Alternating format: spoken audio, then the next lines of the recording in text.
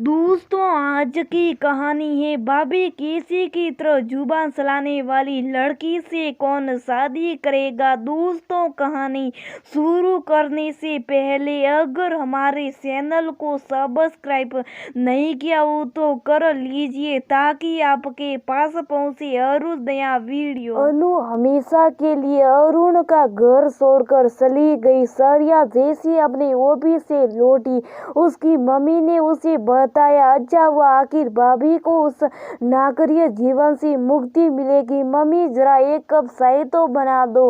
सरिया ने सोफे पर बैठते हुए कहा। सरिया आंधी था भाभी अर्थात अनु भाभी के बारे में सोचने लगी। अरुण भैया उसकी बुआ जी के बेटे और अनु भाभी उनकी पत्नी। जब अरुण भैया की शादी तब हुई थी तब सरिया को बड़ा आश्चर्य हुआ था। अरुण भैया की दिमागी हालत ऐसी नहीं थी कि वो शादी की जिम्मेदारी को उठा सके। उसने अपनी बुआ से पूछा भी था कि क्या लड़की वालों को पता है भैया की दिमागी हालत ठीक नहीं है।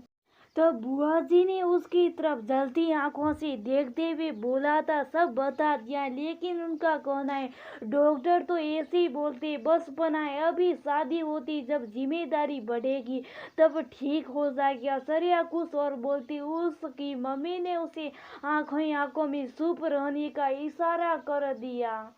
सरिया भी न चाहते वे भी शुभ होगी क्योंकि वो जानती है उसके कुछ भी कहने पर बुआ उसकी मम्मी को ही ताना देगी। भाभी ने बेटी को कैसे संस्कार दिए हैं, कैसी की तरह। अब जुबान चलाने वाली लड़की से कौन शादी करेगा। सरिया कई बार सोचती है संस्कार का तो अर्थ ही है समझ बूझ कर कार्य करता, लेकिन जब भी अपनी समझ का उपयोग कर कोई बात कहना चाहती है तो उसे चुप क्यों करा दिया जाता है। ज्ञान के लिए सरस्वती की पूजा करने वाले लोग वृद्धि का इस्तेमाल करने वाली लड़कियों को क्यों स्वीकार करते हैं। खैर, अरुण भैया की शादी बड़ी धूमधाम से हुई। सरिया ने शादी में पहली बार अनु भाभी को देखा था। भाभी के चेहरे से नजर ही नहीं हटा पाई थी। शादी के बाद बुआ के घर आने जाने से सरिया ने जाना कि अनु भाभी खूबसूरत चेहरे के साथ ही खूबसूरत दिल की भी मालकिन है। भाभी ने उसे अपने कई सर्टिफिकेट भी दिखाए जिससे उसने जाना कि भाभी पढ़ाई के साथ साथ दूसरी कई गतिविधियों में भी अव्वल रही हैं। धीरे धीरे सरिया और उन्हें भाभी दांत काटी रोटी जैसे हो गए। मुस्कान से साथ दोनों एक दूसरे के दर्द के भी साझेदार हो गए। अरुण भैया सही मायने में कभी भाभी के जीवन साथी नहीं बन पाए। एक केशव बिस्तर पर ही था जो उन्होंने भाभी के साथ साझा किया था। दिमागी हालत सही नहीं होने पर भी भैया जैसे मर्जी चाहे वैसे भाभी को नोचते थे। तभी सरिया ने अनु भाभी से पूछा था कि वो अरुण भैया से शादी के लिए क्यों तैयार हो गई। अनु भाभी ने उसे बताया था कि शादी से पहले उन्हें तथा उनके घर वालों को अरुण भैया की दिमागी हालत के बारे में नहीं बताया गया था। वैसे भी इतने बड़े घर से रिश्ते की बात सोचकर उन्हें घर वालों ने ज्यादा खोजबीन भी नहीं की थी। अभी को कई बार खटका भी उनके घर था तो था। बुआ के घर की स्थितियों में जमीन आसमान का अंतर है। तब उनके मम्मी पापा का मानना था कि उनकी अच्छी किस्मत के कारण इतना अच्छा घर वर मिला है। उड़ती उड़ती भैया की दिमागी हालत के बारे में भी खबरें सुनी थी, लेकिन तब लगा था कि उनका अच्छे घर में रिश्ता ना हो पाए, इसलिए लोग ऐसी अफवाहें फैला रहे हैं। हम इंसान कई बार कबूतर के जैसे अपनी आंखें बंद करके मान लेते हैं कि बिल्ली जैसा खतरा सामने नहीं है। आंखें बंद करने से खतरा दिखना भले बंद हो जाए लेकिन टलता नहीं है। ऐसा ही कुछ अनु भाभी के साथ हुआ। बिस्तर की साझेदारी ने भाभी को माँ भी बना दिया, लेकिन भैया तो पिता बनने की जिम्मेदारी उठाने लायक ही नहीं।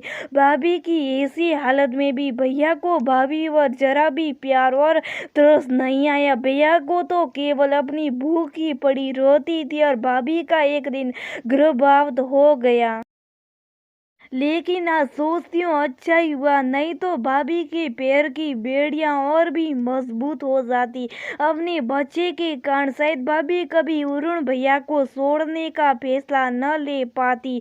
हो सकता है लोग मुझे निर्दयी माने, लेकिन कई बार कुछ गलत होना भी हमारे भविष्य के लिए अच्छा ही होता। शेरिया ने कई बार भाभी को बोला कि भैया को तलाक दे दे, वैसे भी कानूनन इस शादी का कोई मतलब नहीं है। झूठ और फरेब से शुरू हुए इस रिश्ते के कोई मायने नहीं है। अपने पैरों पर खड़ा होकर फिर से एक नई जिंदगी से शुरुआत कर सकती हो। लेकिन भाभी को भी हर आम भारतीय लड़की जैसे यही सीख मिली थी, पति का घर ही लड़का की असल गोरे लड़की पिता के घर से डोली में पति के घर जाती है तो फिर अर्थी में लौटती है। अनु भाभी भी वापस अपने घर मतलब अपने पिता के घर नहीं लौट सकती थी।